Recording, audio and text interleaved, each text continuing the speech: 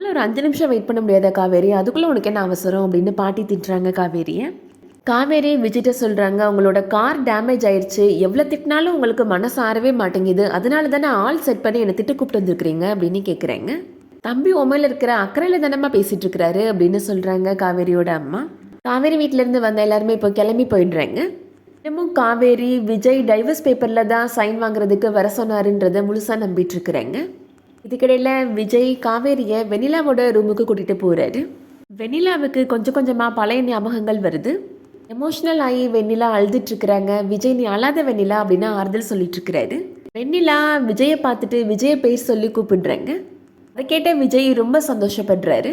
காவேரிட்ட இப்போ இவ விஜய்னு கூப்பிட்டது உனக்கு கேட்டுச்சா காவேரி அப்படின்னு கேட்குறாரு. எனக்கும் கேட்டுச்சுன்ற மாதிரி தலையசைக்கிறாங்க காவேரி. வெண்ணிலாவுக்கு கான்ஷியஸ் வந்துருச்சுன்னா கண்டிப்பாக விஜய் அவங்கள விட்டுட்டு போயிடுவாரு அப்படின்னு ஃபீல் பண்ணுறாங்க காவேரி.